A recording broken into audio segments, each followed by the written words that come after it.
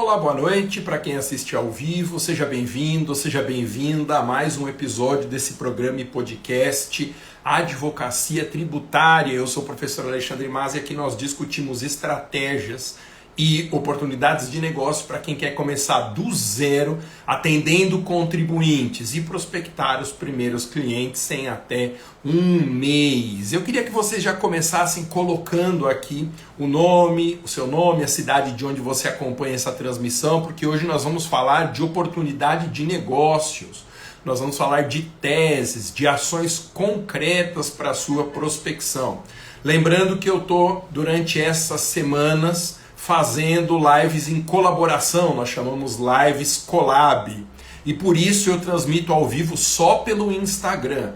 Depois eu republico essa live nas minhas demais redes sociais. Por isso, durante essas próximas 2 semanas, se você quiser assistir ao vivo, não deixe de acompanhar pelo Instagram. Registra as primeiras chegadas aqui, a Renata de Brasília, a Érica. Muito bem, Érica, seja bem-vinda. José Gabriel, Rose, Du Domingos, ADV, Clay Moretti, Matro Silva, Francisco, Alexandre Carlos.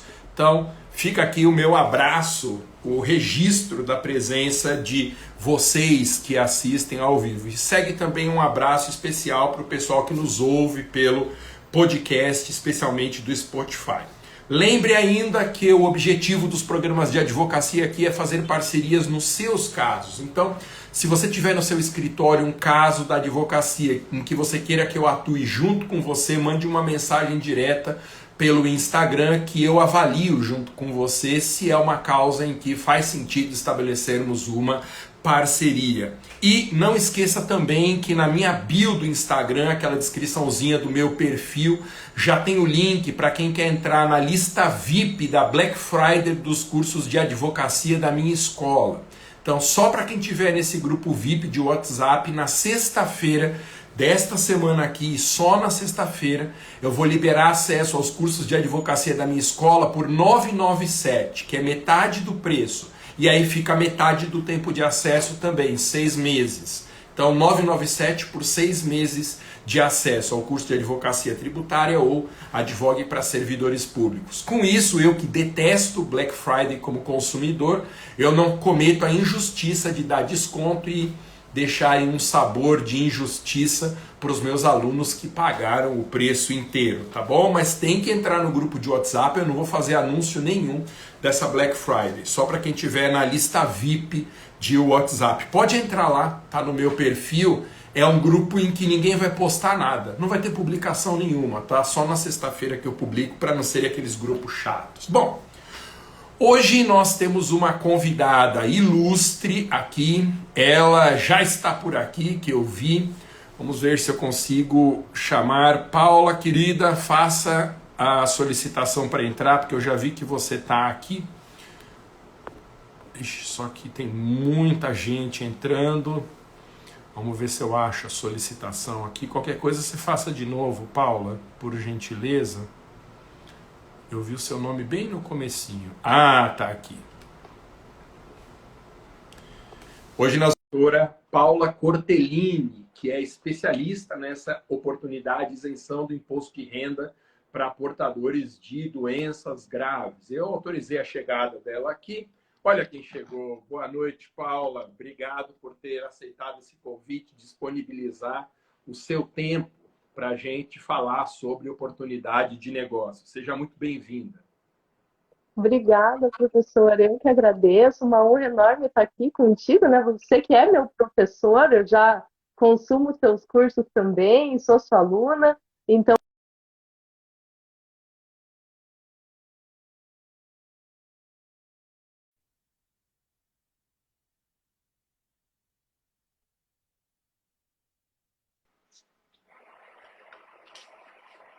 Eu te ouço. Você consegue me ouvir, Paula?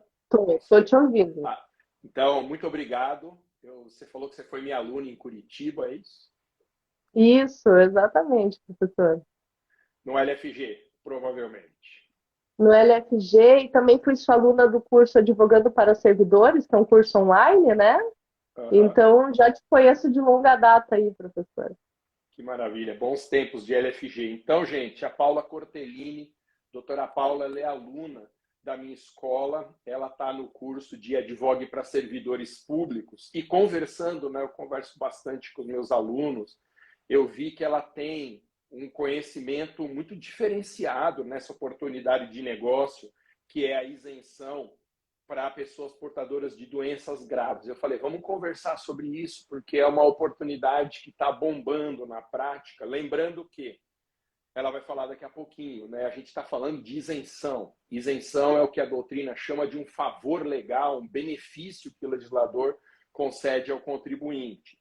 O Código Tributário disciplina as isenções nos artigos 176 a 179 e trabalha com dois tipos de isenção. A isenção geral, que não exige condição nenhuma, publicou a lei, os favorecidos já se beneficiam dela, e a isenção condicionada, que exige que o contribuinte faça demonstração de alguns requisitos para que frua do benefício. E é justamente o artigo 179 do CTN que diz que uma isenção como essa, que exige o preenchimento de condições, ela não é dada só por força de lei. É preciso que sobrevenha um despacho da autoridade que vai analisar os requisitos e aí deferir ou não deferir. Então, Paula, sem querer tomar já o seu tempo, como que a gente pode fazer a primeira abordagem dessa isenção do imposto de renda para portadores de doenças graves? Quando que a pessoa tem esse direito? Então, professor, é importante a gente primeiro estabelecer o seguinte: é, quem tem, quem tem direito a essa isenção é o portador de doença grave, que ele é aposentado e pensionista. A pessoa ser portadora de doença grave, né, mas ela estar nativa, ela estar na atividade, ela vai ter que continuar, gente, pagando imposto de renda. Então, isso é só para quem é aposentado e pensionista, vai deixar de ter o desconto do IR no seu benefício previdenciário. Legal, então já tem aqui uma restrição, né? Quando alguém se interessar por essa tese, tiver que fazer prospecção por meio de anúncios, vocês já sabem qual que é a faixa etária que faz sentido. Na sua cabeça, Paula, bem por cima, assim, qual que você acha que é a faixa etária típica de um cliente dessa oportunidade? Professor, olha, vendo pelo meu escritório, eu diria que é uma pessoa a partir dos 55 anos de idade, porque também já é uma pessoa ali que ela já possivelmente já tem uma aposentadoria por tempo de contribuição, né, gente? Isso aqui não é só para quem é portador, para quem é beneficiário de aposentadoria por invalidez. Então, realmente acabam sendo clientes ali acima dos 55 anos, porque se for jovem, é uma pessoa que está com uma cardiopatia, que está com uma neoplasia maligna, mas muito jovem, né? Então, já restringe também o público, né? Graças a Deus, né? É verdade. Então, gente, para vocês fazerem anúncios, prospecção por meio de redes sociais, coloquem na segmentação de público potenciais clientes acima de 55 anos para que a rede social direcione seu anúncio exclusivamente para pessoas que estão dentro desse perfil. Mas tem uma questão, Paula, que sempre me incomoda nessa oportunidade de negócio. É que o que é uma doença grave? Porque a legislação diz isso, né? Haverá isenção de imposto de renda para quem for portador de doença grave. Mas uma doença pode ser grave para uma pessoa, ser leve para outra. Você pega a Covid, por exemplo, tem gente que o sistema imunológico não se sabe por quê, não consegue reagir ao vírus, é uma doença grave, outros que nem sentem sintomas, tal. Para fins de aplicação dessa isenção, o que é uma doença grave? Olha, professora, a gente teve toda uma discussão sobre isso, né, no STJ e no STF.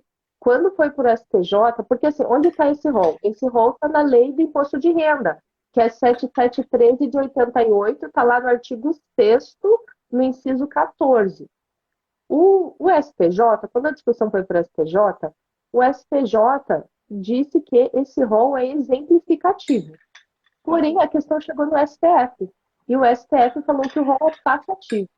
Então, o que a gente tem hoje? Doença grave é o que está no rol, né, de doenças da lei do imposto de renda. Então, se não está no rol, gente, não é doença grave.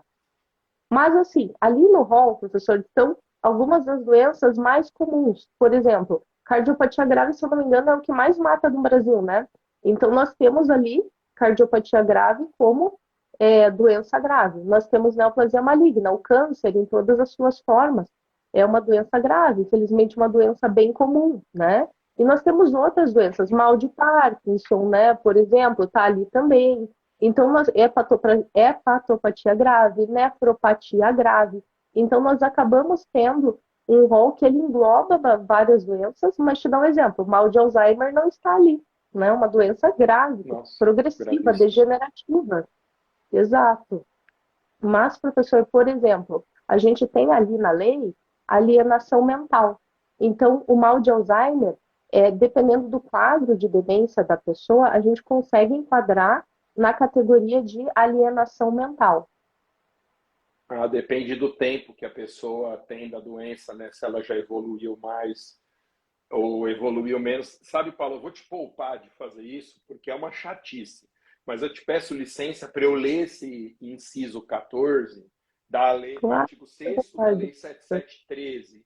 Então, os proventos de aposentadoria ou reforma motivada por acidente em serviços percebidos pelos portadores de moléstia profissional, e aí vem tuberculose ativa, alienação mental, esclerose múltipla, neoplasia maligna, cegueira, hanseníase, paralisia irreversível incapacitante, cardiopatia grave, que é muito comum, Parkinson, espondiliartrose, que eu nem sei o que é, anquilosante, nefropatia grave, hepatopatia grave, estados avançados de doença de Paget, que é uma osteite, contaminação por radiação, nossa, que interessante, síndrome de imunodeficiência adquirida, né, que é a AIDS, com base em conclusão da medicina especializada, mesmo que a doença tenha sido contraída depois da aposentadoria ou reforma.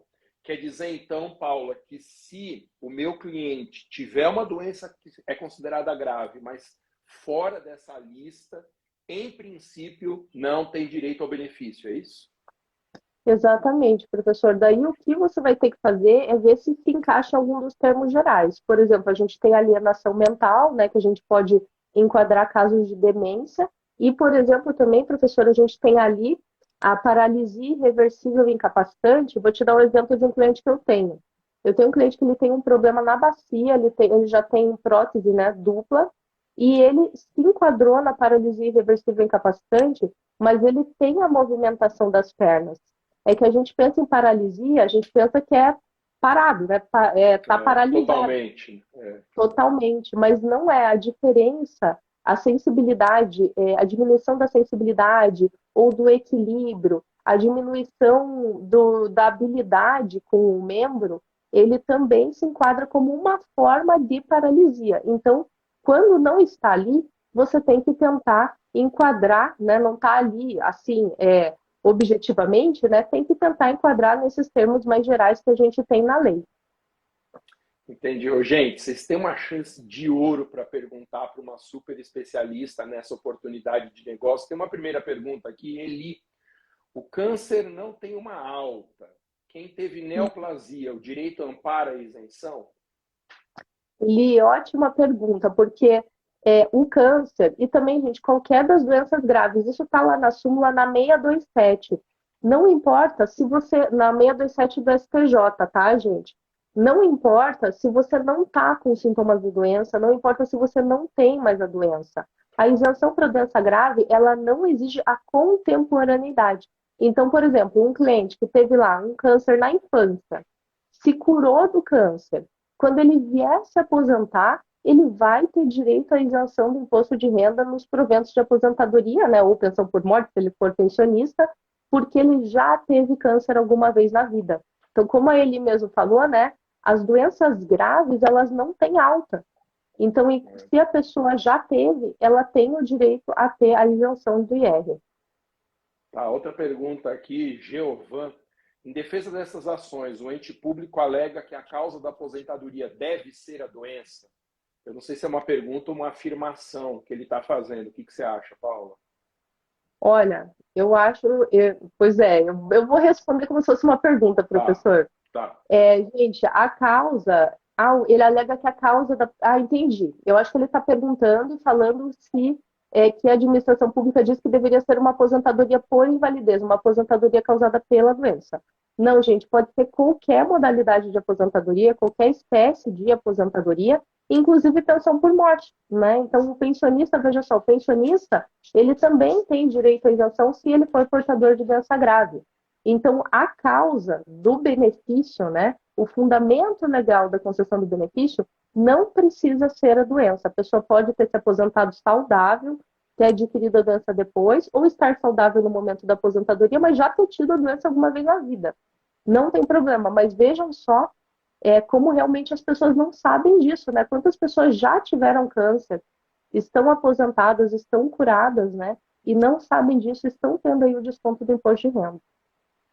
Legal. Tem uma outra pergunta aqui da Flor. Aposentado pela Previdência Privada, tem direito a essa isenção também? Ixi, essa é difícil, hein? Ô, Flor, minha querida, tem sim, tem sim. Gente, isso daqui, essa previsão de isenção, ela vale para RGPS, RPPS, para a Previdência Complementar e também para os militares, tá? Para o regime dos militares, ela vale também. Então, veja só quantas possibilidades de aposentadorias, reformas, né, dos militares e pensões por morte. Olha que mercado aí enorme de atuação a gente tem.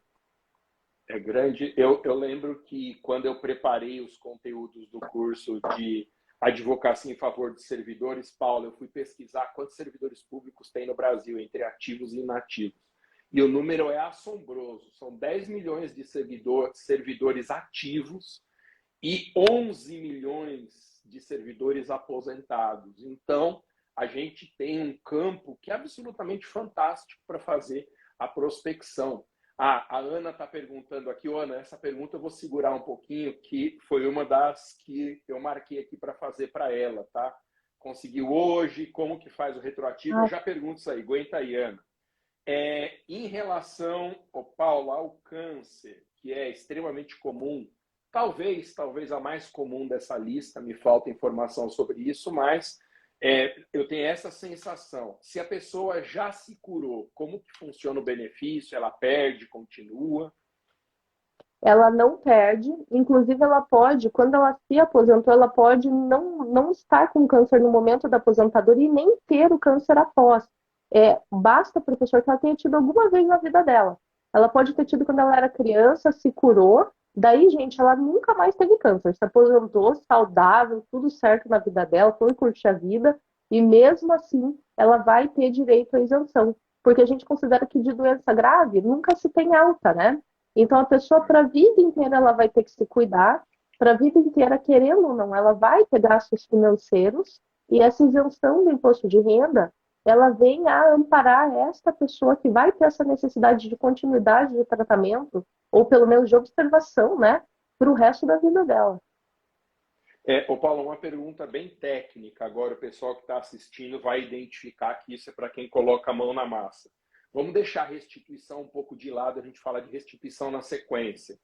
Qual é o nome da ação que você costuma propor ou não é uma ação judicial? Qual que é o movimento processual, digamos, que você faz para conseguir a isenção daqui para frente, independente da gente conseguir restituição?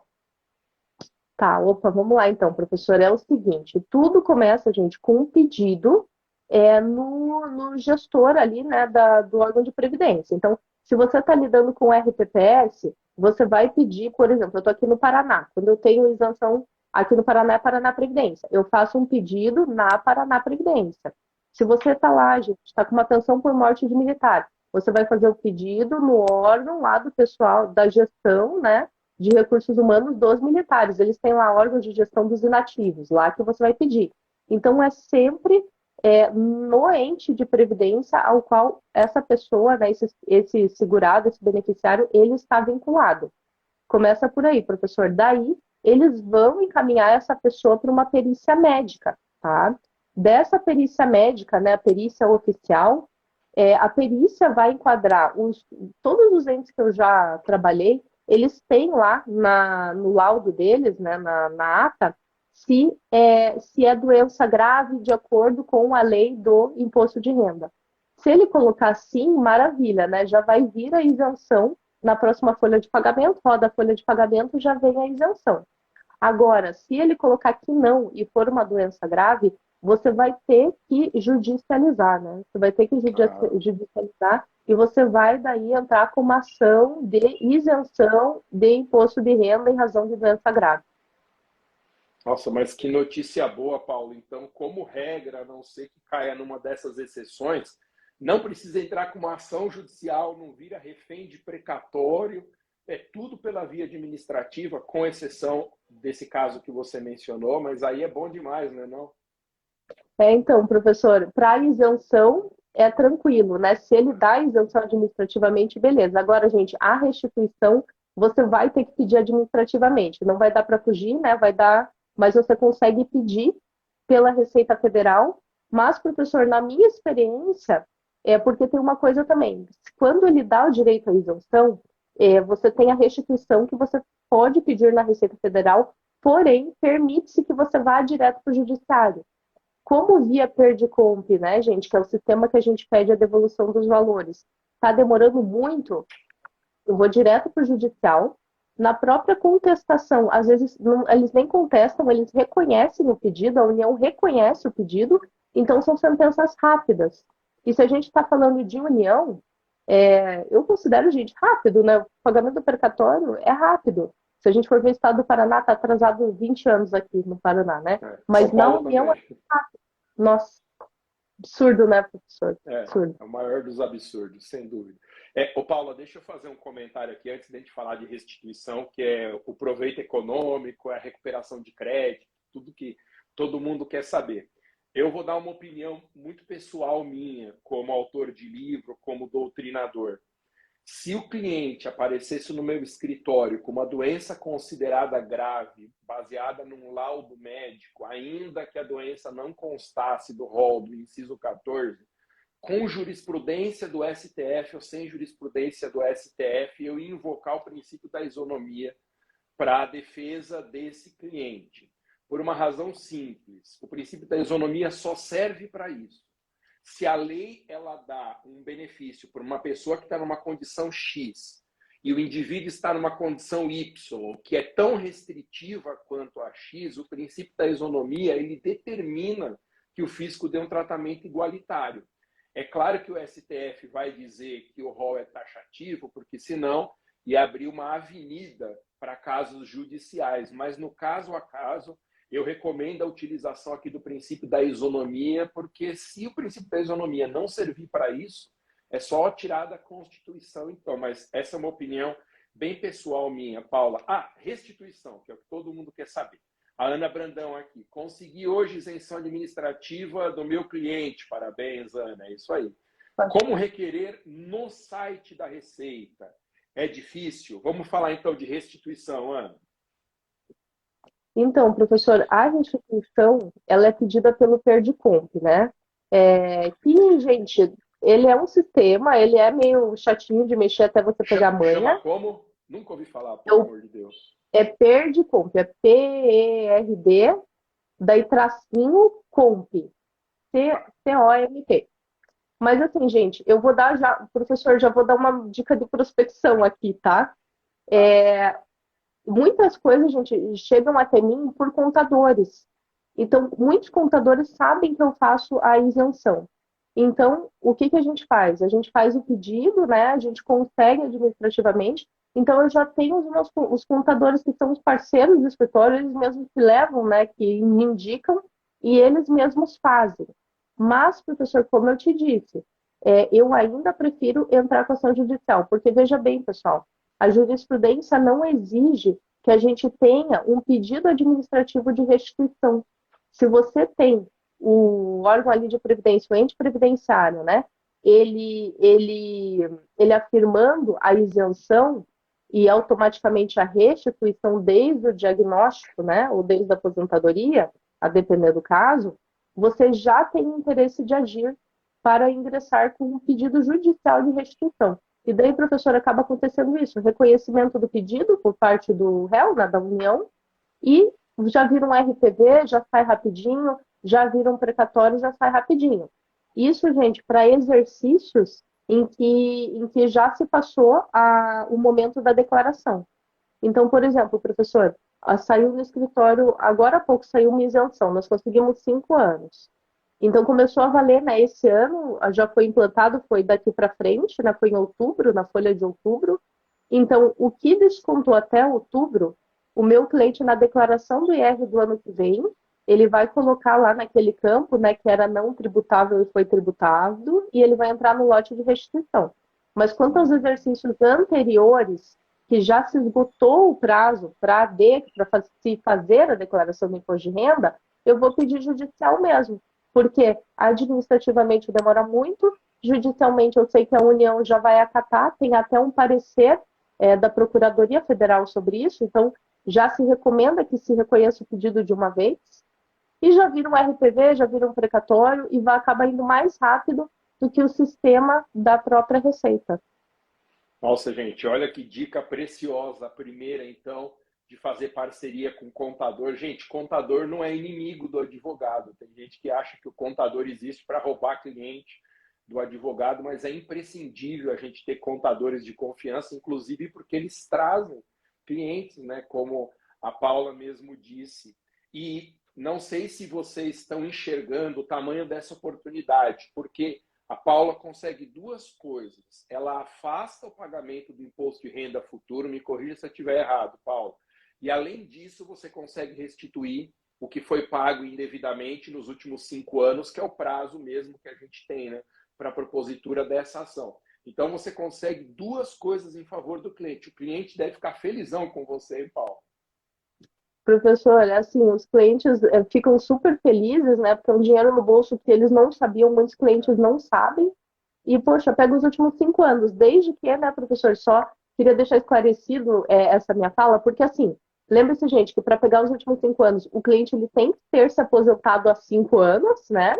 É porque antes da aposentadoria ele não fazia jus à isenção. E também o diagnóstico da doença grave, ele tem que ser datado há mais de 5 anos. Se, por exemplo, o cliente aposentou há 4 anos e há 3 anos ele teve o diagnóstico de câncer, você só vai conseguir restituir os últimos 3, né? É sempre ali do laudo, né, gente? E se o laudo ele for anterior à aposentadoria, é da concessão da aposentadoria limitado a 5 anos. Essa era uma pergunta que ia fazer. A restituição, ela se dá a partir de quando? Então, supondo que a pessoa já esteja aposentada há 5 anos, mas o laudo foi há 3 anos, só restitui os últimos 3, é isso? Isso mesmo, professor. Daí vai ser da data do diagnóstico. Do diagnóstico. Aqui tem uma outra pergunta da Amanda: como classificar cardiopatia grave? A pessoa não precisa estar entre a vida e a morte? Gente, cardiopatia grave, né, é controverso, porque nós tem uma orientação médica, tem um documento, eu não lembro agora se é da OMS, professor, mas é de algum órgão desses, assim, falando sobre cardiopatias, né? Então, por exemplo, uma discussão que existe no judiciário, a pessoa, em alguns casos, em alguns tratamentos de cardiopatia, a pessoa tem que colocar um stent, aquela válvulazinha, né? E daí vem essa pergunta, tá bom, mas agora essa pessoa tem um stent, é doença grave ou não? O que se tem entendido, né? Que a cardiopatia grave, ela é aquela cardiopatia que diminui a qualidade de vida da pessoa, que diminui a função do coração. Então, ainda que se coloquem mecanismos ali, né? Como stents, por exemplo, ponte de safena, essas coisas, é, a caracterização da doença grave ela ainda está ali. Mas, gente, o que eu recomendo para vocês, e essa aqui é uma dica preciosa, porque eu aprendi a duras penas, né? Que é normalmente como a gente aprende bem as coisas, É. vocês irem, né, para os médicos. Eu mando uma cartinha para o médico. Quando a pessoa me contar, eu tenho, né? Isso já está na minha ficha de atendimento. Se você tem alguma dessas doenças, 2 pontos. Coloco todo esse rol. Se a pessoa assinala, eu peço para ela pedir para o médico dela que coloque o CID, lógico, né, a literalidade do CID, mas também a literalidade da lei. Então, que o médico coloque o CID da doença, desde quando tem a doença, né, uma informação importantíssima, e também que coloque assim, é portador de cardiopatia grave. Já o próprio médico da pessoa qualificando aquela cardiopatia como grave. Essa questão da literalidade no atestado ela aumenta bastante as chances de deferimento, gente, do benefício já na via judicial. Você faz um enquadramento que é literal mesmo, né? É indiscutível, vamos dizer assim. Ô, Paulo, tem outra aqui. Há possibilidade de buscar a isenção do imposto de renda para diagnóstico de efizema pulmonar?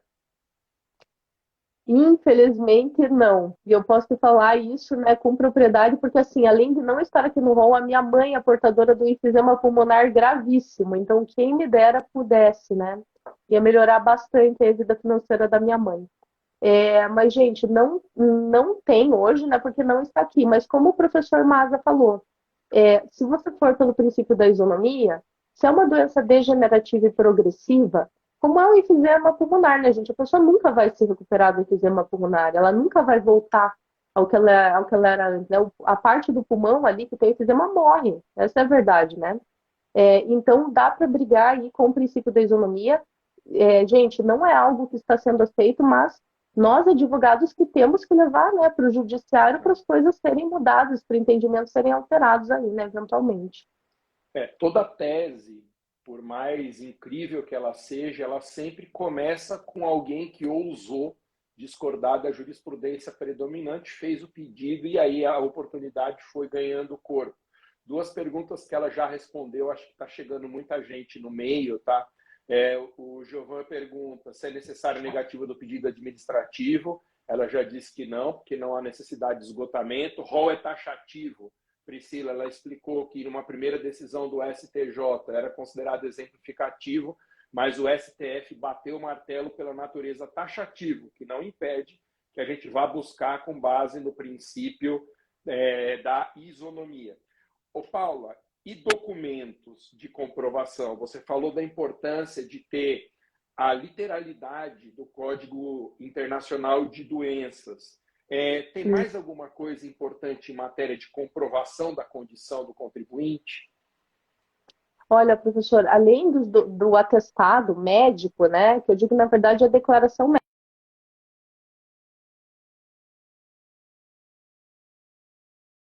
A literalidade do CID. Oi, professor, deu uma travadinha, tá me ouvindo? Meu Deus, estou sim, Ai, perfeito. então, gente, é importante que tenha no atestado o CID, a literalidade do CID, a data de início da doença, porque isso vai delimitar, né, temporalmente a isenção, tá, e a restituição, né? E assim, professor, tem que ter, gente, vou falar agora especificamente de neoplasia maligna, câncer, gente, tem que ter o laudo da biópsia, tá, que constatou a presença do tumor maligno. Então, o laudo da biópsia, ele é super importante. Então, além da declaração médica, você tem que ter o laudo do exame que constata a doença grave. No caso do câncer, é a biópsia, né? O laudo da biópsia. Ô, Paulo, e para cumprir o meu compromisso de não te ocupar mais do que meia hora, como a gente faz sempre aqui, porque você tem um escritório muito bem sucedido aí, tem as suas coisas de família para tratar também. Uma parte que é muito importante quando a gente fala de oportunidade de negócio. Como que a gente faz precificação numa causa como essa? O que você sugere? Qual é a sua experiência? O que você recomenda? Professor, olha, eu pratico preço de mercado. Vou explicar para vocês como é que funciona. Eu faço o seguinte no meu escritório: eu cobro 30% da restituição e o equivalente a 4 parcelas mensais vincendas do desconto que a pessoa, né, para de ter. Então, 30% de restituição, e daí, a partir do momento que a gente consegue a isenção, que na folha de pagamento do aposentado ou do pensionista não vem mais o desconto, aquele desconto que ele tinha, ele paga o equivalente para mim, por 4 meses, 4 parcelas vincendas, e mais os 30% aí de restituição. E assim, professor, INSS, né, a gente tem, né, gente, mas existe uma limitação do teto, né, os benefícios, eles têm uma limitação de R$ 7.087,22, e nós temos boas isenções no INSS, mas assim, professor, RPPS, Previdência Complementar Militar, também é um campo fantástico para se atuar, né? E não temos pessoas fazendo, não temos profissionais fazendo aí. Eu tenho até uma intuição de por que as pessoas não fazem. Porque esse tipo de caso ele está muito em cima da fronteira entre mais de um ramo do direito.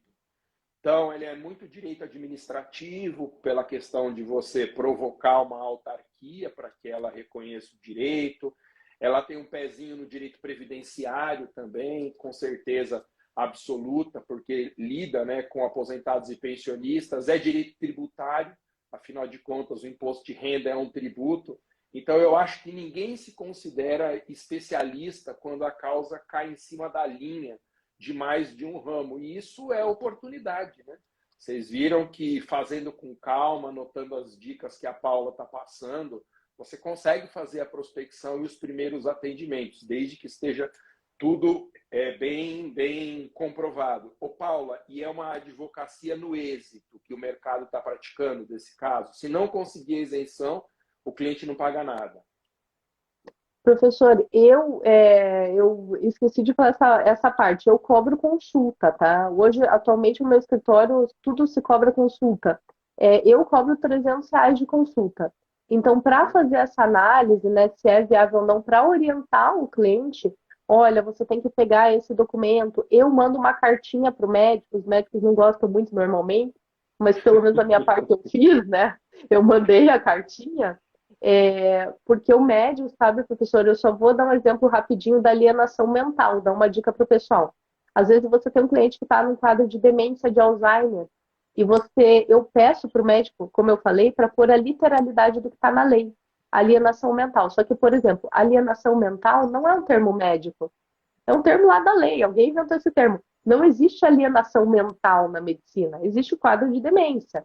Então, veja só, essa já é uma orientação preciosa que você dá para o cliente, né? Essa orientação sobre atestado. Então, por isso, eu também tenho a cobrança da consulta.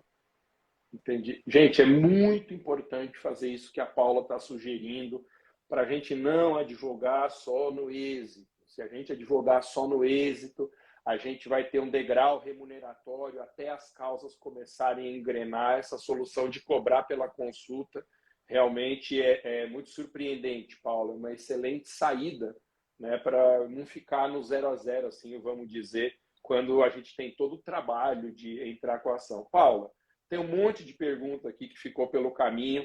A gente já marcou uma próxima conversa, porque você fala muito bem, se expressa bem, é incrivelmente didática, é professora mesmo, de Obrigada. vocação.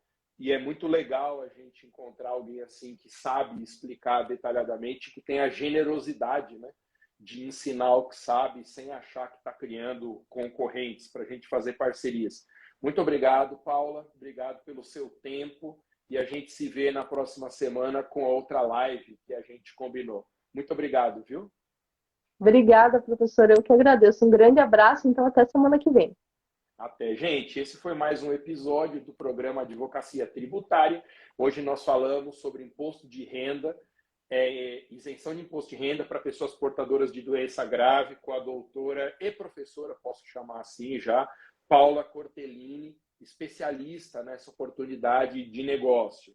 Lembrando que às sextas-feiras nós temos os programas de servidor e improbidade. Muito obrigado, boa noite. Nos vemos sexta-feira, se Deus quiser. Tchau, gente. Até a próxima.